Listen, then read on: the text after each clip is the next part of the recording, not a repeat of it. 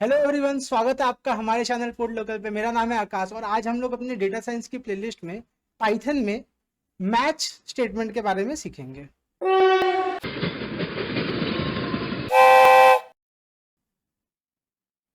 Match statement. तो अगर आप यहाँ आने से पहले अगर आप कोई और लैंग्वेज में कोड करते थे जैसे कि जावा या सी प्लस प्लस, तो आपने वहां जरूर स्विच स्टेटमेंट के बारे में पढ़ा होगा। तो क्या होता है कि क्यों ज़रूरी है, तो मैंने आपको अभी पहले इफ एल्स के बारे में पढ़ाया था। तो वहां हम लोग कुछ इस तरीके के ब्लॉक्स यूज करते थे, इफ, उसके बाद एल्स इफ, फिर उसके बाद एल्स इफ। ये बहुत बार आ सकता है और लास्ट में एक एल्स आ सकता है या नहीं आ सकता है, वो डिपेंड करता है आपके यूज केस पे। तो ये बहुत ही ज्यादा एक कॉम्प्लेक्स स्ट्रक्चर बन जाता है। इसको कॉम्प्रिहेंसिव तरीके से लिखने के लिए स्विच स्टेटमेंट आया। तो स्विच स्टेटमेंट क्या करता है, यही इसी लॉजिक को इंप्लीमेंट करने का एक आसान तरीका आपको दे देता है। मतलब स्विच स्टेटमेंट में आप एक वैल्यू पास करते हैं, वैल्यू, और हर केस में उस वैल्यू के साथ मैच होता है उसी डेटा टाइप के एक ऑब्जेक्ट का या वैल्यू का। और जिस केस में ये मैच हो जाएगा उस केस का जो लॉजिक होगा, यहाँ पे जो लॉजिक लिखा हुआ होगा वो इंप्लीमेंट होता है। तो इस तरीके से हम लोग स्विच केस यूज करते हैं जावा या सी प्लस प्लस में। मैं इसके डिटेल्स में नहीं जा रहा हूँ, मैं अभी पाइथन में आपको बताऊंगा कि मैच स्टेटमेंट कैसे काम करता है, लेकिन ये जावा और सी प्लस प्लस का बात हो गया। तो ठीक पाइथन में उसी तरह मैच स्टेटमेंट है। पाइथन 3.10 में मैच स्टेटमेंट आया, उसके पहले मैच स्टेटमेंट नहीं था। कन्वेंशनल इफ एल्स के द्वारा ही हम लोग कंडीशनल फ्लो बनाते थे पाइथन में। तो पाइथन में किस तरीके से होता है, और पाइथन का जो मैच स्टेटमेंट है वो अगर आप कंपेयर करें जावा या सी प्लस प्लस के स्विच स्टेटमेंट से, तो ये बहुत ही ज्यादा पावरफुल और फ्लेक्सिबल है। क्यों? क्योंकि जावा और सी प्लस प्लस में जो स्विच स्टेटमेंट है वहां पे वैल्यूज को टोटली मैच होना पड़ेगा अगर आपको उस सेम ब्लॉक को एग्जीक्यूट करना है तो। लेकिन पाइथन में ऐसा कोई रिक्वायरमेंट नहीं है मैच में। पाइथन में पैटर्न मैचिंग होता है मैच स्टेटमेंट में। मतलब अगर आप मैच में एक वैल्यू पास कर रहे हैं और केस में एक पैटर्न है जो इस वैल्यू के इक्वल नहीं है लेकिन सेम पैटर्न का है, तो वो भी एक ब्लॉक क्या होगा, एग्जीक्यूट हो जाएगा। ठीक है। और एक एडवांटेज क्या है स्विच स्टेटमेंट से मैच में, स्विच स्टेटमेंट में हम लोगों को अगर आपका एक केस एग्जीक्यूट हो गया तो वो एग्जीक्यूट होने के बावजूद भी नीचे के केसेस में वो जाके हर बार उसको चेक करता था। उसके लिए हम लोग को उससे बचने के लिए ब्रेक का यूज करना पड़ता था। लेकिन पाइथन में मैच में ये यूज नहीं करना पड़ता। अगर एक केस मैच हो गया तो नीचे के बाकी सब केसेस कभी भी एग्जीक्यूट नहीं होंगे। ठीक है। तो ये हो गया मैच स्टेटमेंट के बारे में थ्योरी। अब हम लोग आते हैं अपने कोड एडिटर पे और देखते हैं कि किस तरीके से चीजें काम करती हैं। हम लोग आ गए अपने जुपिटर नोटबुक में और हम लोग देखते हैं कि मैच केस किस तरीके से काम करता है और उसका सिंटैक्स किस तरीके का होता है। ठीक है। तो यहाँ पे हम लोग एग्जांपल लेंगे। एग्जांपल क्या है, मान लीजिए आपका एक रेस्टोरेंट है जहाँ पे आपका एक बफे रेस्टोरेंट है जहाँ पे आप 3 तरीके का क्यूजीन कस्टमर्स को सर्व करते हैं। पहला क्यूजीन आपका है इंडियन, दूसरा आपका क्यूजीन है कॉन्टिनेंटल, और तीसरा क्यूजीन है चाइनीज। कस्टमर आपके इन 3 क्यूजीन में से कोई भी एक क्यूजीन का बफे ऑर्डर कर सकता है। ठीक है। अब अगर समझ लीजिए कस्टमर इन 3 क्यूजीन के अलावा कोई और क्यूजीन का इनपुट देते, मतलब जैसे अगर कस्टमर दे दे इटालियन या इंडोनेशियन,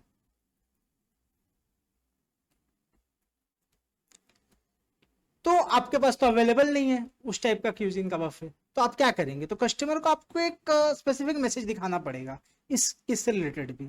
तो सबसे पहले हम लोग देखते हैं कि अगर इस लॉजिक को हम लोग इफ एल्स से इंप्लीमेंट करने की कोशिश करें तो किस तरीके से काम करता है। तो सबसे पहला स्टेप क्या होगा, मुझे तो पहले तो कस्टमर से मुझे इनपुट लेना पड़ेगा कि उसको किस तरह का क्यूजीन खाना है। तो क्यूजीन इनपुट। ठीक है। कस्टमर से मैंने इनपुट ले लिया। अब पहला सिचुएशन क्या होगा, कस्टमर ने इंडियन क्यूजीन ऑर्डर किया। ठीक है। मतलब क्यूजीन का वैल्यू इक्वल इक्वल इंडियन है, ठीक है।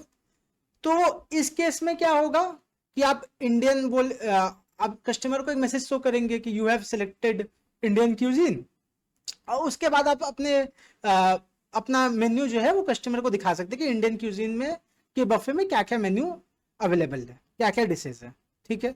तो मैं यहाँ पे मेन्यू तो नहीं प्रिंट कराऊंगा, लेकिन आपको जो मैसेज आएगा कस्टमर को वो दिखाता हूँ।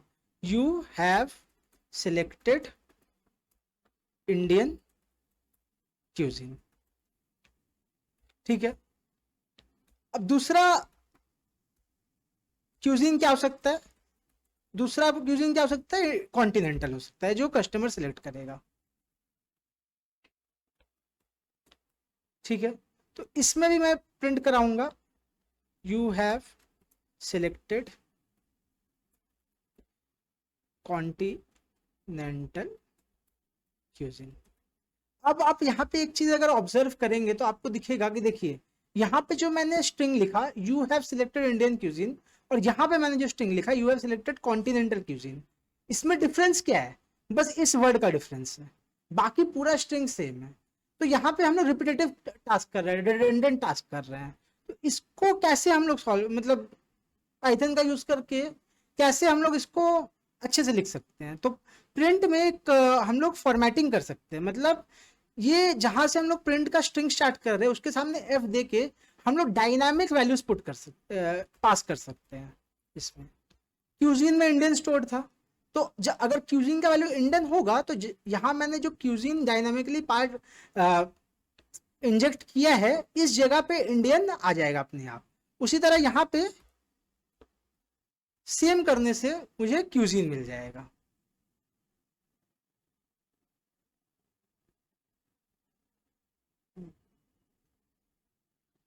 हाँ, ठीक है। थर्ड केस क्या हो सकता है कि कस्टमर ने चाइनीज फूड ऑर्डर किया, सेम मैं यहाँ से कॉपी, अब मुझे दोबारा ये लिखने की जरूरत नहीं है, मैं इसे कॉपी पेस्ट करके यहाँ डाल दूंगा। अब अगर कस्टमर में इन तीनों क्यूजीन के अलावा कोई चौथा क्यूजीन ऑर्डर कर दिया जो कि आपके रेस्टोरेंट में अवेलेबल नहीं है, तो आपको उस केस में भी कस्टमर को एक मैसेज दिखाना पड़ेगा कि this cuisine is not available at my restaurant. तो एल्स, क्योंकि ऊपर के तीनों सेटिस्फाई नहीं हुए तो बाकी कुछ भी अगर इनपुट होगा तो वो एल्स में जाएगा, और कोई स्पेसिफिकली अलग से हम लोगों को इसे चेक करने की जरूरत नहीं है। Print cuisine is not available।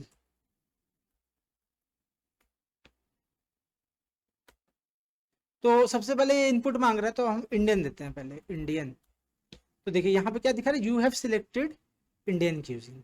तो ये किस तरीके से काम कर रहा है कि क्यूजीन में इंडियन से इंडियन आके आया होगा, उसके बाद यहाँ पे ये मैच हुआ होगा, उसके बाद यहाँ पे जो क्यूजीन मैंने डायनामिकली पास किया है इसकी जगह पे इंडियन इंजेक्ट हो गया होगा। एक और बार रन करा के देखते हैं, और इस बार हम लोग एक ऐसा वैल्यू देते हैं जिसका जो क्यूजीन हम लोग रेस्टोरेंट में अवेलेबल नहीं है। इस पर इटालियन देता हूँ, इटालियन। देखिए इटालियन इज नॉट अवेलेबल, ठीक है। तो इस तरीके से हम लोग इफ एल्स में इस चीज को लिख सकते हैं। अब देखिए बार बार मुझे एक ही स्टेटमेंट का यूज करना पड़ा है, इफ एलिफ फिर एलिफ फिर एल्स, तो ये काफी रिडंडेंट टाइप का और बहुत ही ज्यादा हेक्टिक टाइप का लग रहा है। बार बार मुझे चेक करना पड़ रहा है यहाँ पे इक्वल टू दे दे के कि अच्छा मैच कर रहा है नहीं कर रहा है कैसे कर रहा है। तो इसी प्रॉब्लम को सॉल्व करने के लिए आया है मैच केस, ठीक है। तो मैच केस में इसको किस तरीके से हम लोग यूज कर सकते हैं, तो सबसे पहला स्टेप इसमें भी वही होगा कि हम लोग क्यूजीन जो है वो इनपुट लेंगे, ठीक है। इनपुट ले लिया, अब हम लोग क्या करेंगे, मैच केस यूज करेंगे। मैच सिंटैक्स है इसका, और हम लोग इसमें क्यूजीन पास करेंगे। क्यूजीन पास कराने का क्या मतलब है कि ये जो क्यूजीन का जो वैल्यू है क्यूजीन, वो इस मैच के ब्लॉक में स्टोर हो जाएगा, और सारे वैल्यूज के लिए ये एक रेफरेंस पॉइंट होगा उसको पैटर्न को मैच करने के लिए। जैसे अगर केस हम लेते हैं इंडियन, तो इस केस में क्या होगा कि अगर जो हम वैल्यू पास कराए हैं मैच में, वो अगर मैच कर रहा है इस केस के स्ट्रिंग के साथ, तो केस, ये पर्टिकुलर केस वाला ब्लॉक क्या होगा, एग्जीक्यूट होगा। तो सेम प्रिंट, मैं यहां से कॉपी कर लेता हूं इसे,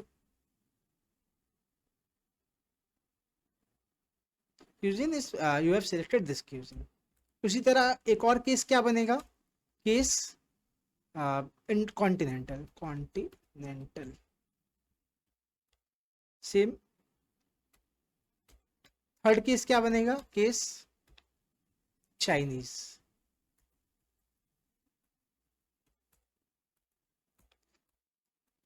अब एल्स कैसे लिख सकते हैं इसमें, मतलब पैटर्न मैच कुछ भी ना करे, मतलब इन तीनों के अलावा कोई भी पैटर्न आए तो वो उससे मैच कर जाए। तो उसके लिए हम लोग ये एक डिलिमिटर है जिसका हम लोग यूज कर सकते हैं। इसको देने से इसका मतलब क्या होता है कि कोई भी कैसा भी पैटर्न आए तो हर पैटर्न इससे मैच कर जाएगा।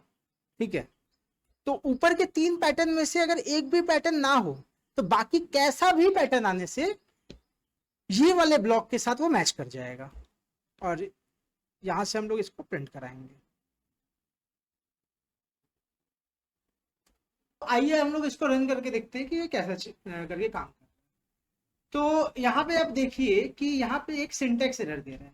क्या सिंटेक्स एरर दे रहा है, कहाँ पे, ये मैच क्यूजिन मैंने जहाँ लिखा है, ये क्यों दे रहा है सिंटेक्स एरर।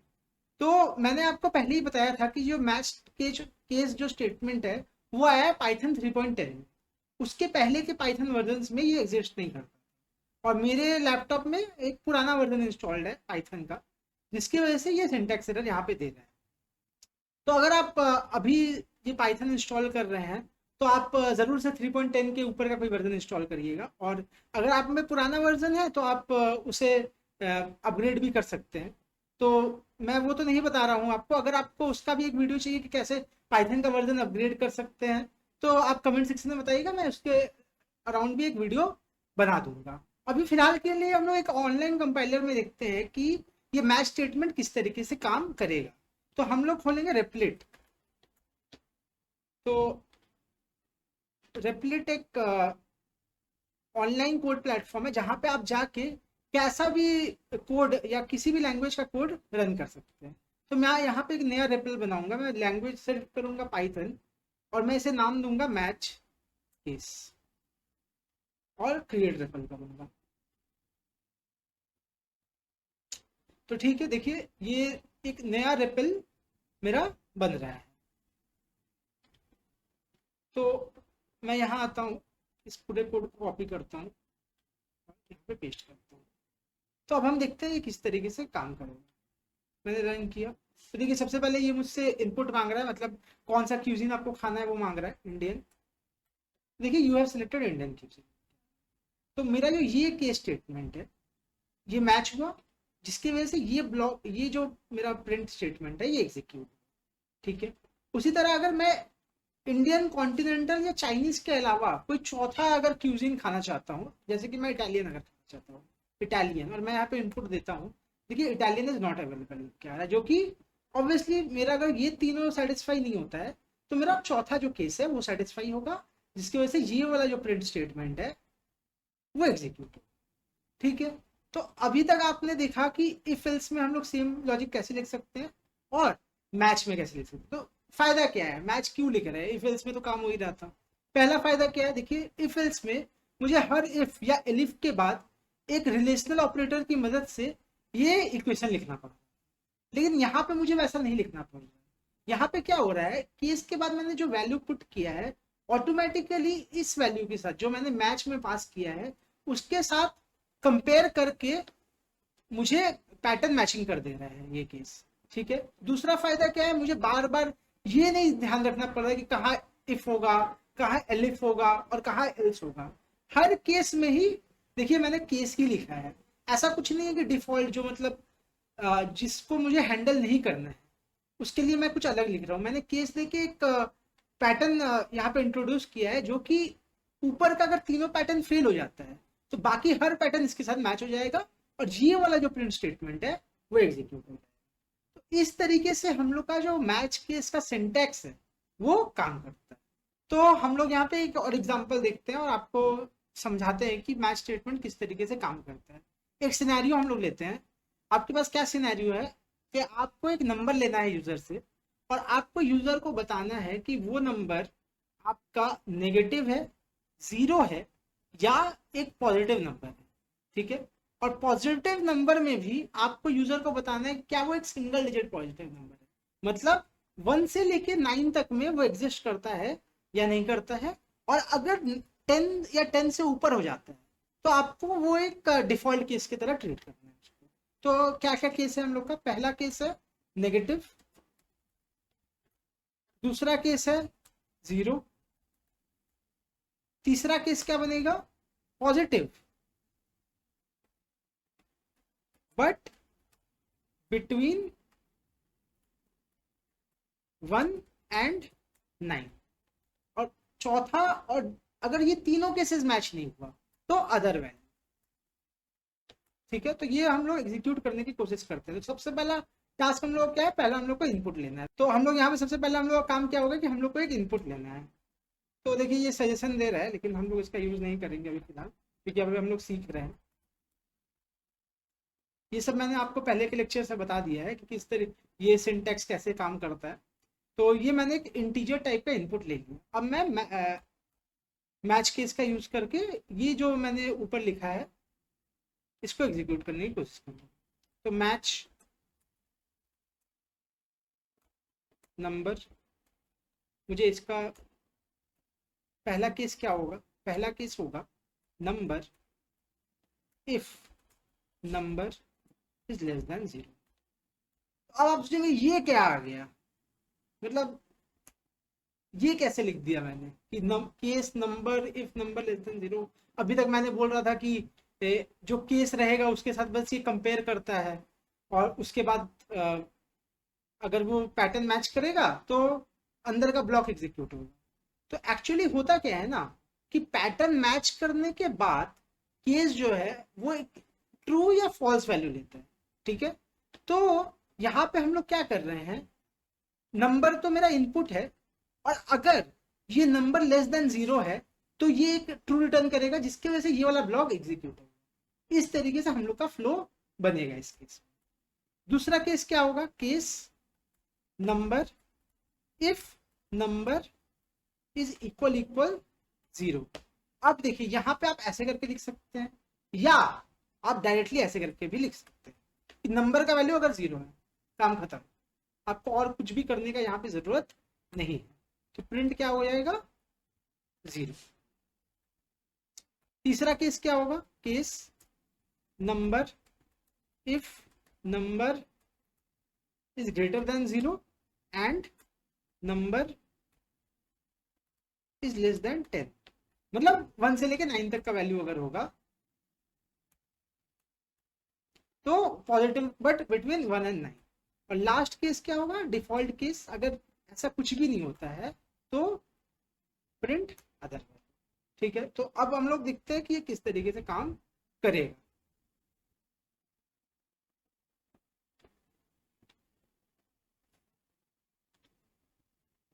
तो नंबर मांग रहा है तो समझिए 9 देता हूँ। देखिए पॉजिटिव बट बिटवीन 1 and 9। देखते जीरो, देख के देखते हैं जीरो, तो देखिए जीरो आ रहा है। और हम लोग एक नेगेटिव वैल्यू अगर देख के थे -10, देखिए नेगेटिव। और अगर मैं 10 से पॉजिटिव 10 से एक बड़ा 129 दे देता हूँ, देखिए अदर वैल्यू। ठीक है, तो आप ये चीज हमेशा याद रखिएगा कि आप केस के अंदर एक बुलियन टाइप का एक्सप्रेशन भी लिख सकते हैं अपना केस को एग्जीक्यूट कराने के लिए। और यहाँ पे मैंने नॉर्मल मैचिंग का यूज किया है कि अगर नंबर जो है वो जीरो के इक्वल होगा तो जीरो डायरेक्टली प्रिंट हो जाएगा। इसको आप लोग ऐसे भी लिख सकते हैं कि number if number is equal equal zero, तो भी सेम चलेगा। जीरो अगर मैं देता हूँ, ठीक है जीरो। तो इस तरीके से मैच जो है वो काम करता है पाइथन। ठीक है, इसके और भी ज्यादा यूज केसेस हो सकते हैं, जैसे कि आप इसको यूज करके मैप में मैचिंग कर सकते हैं, ऑब्जेक्ट मैचिंग कर सकते हैं, स्ट्रिंग मैचिंग कर सकते हैं, बहुत सारे चीजें। तो मैप और ऑब्जेक्ट मैंने आपको अभी तक बताया नहीं है, तो इसीलिए मैं वो एग्जाम्पल अभी आपको नहीं दूंगा। अगर आप उसके बारे में और पढ़ना चाहते हैं तो आप डॉक्यूमेंटेशन में जाके पढ़ सकते हैं। मैं आपको दिखा देता हूँ कि किस तरीके से आप डॉक्यूमेंटेशन देख सकते हैं। तो देखिए यहाँ पे सबसे बढ़िया रहेगा कि आप ऑब्वियसली पाइथन का ही जो डॉक्यूमेंटेशन है आप उसके बारे में देखिए, उसमें जाके देख सकते हैं। तो यहाँ पे देखिए, यहाँ पे है मैच।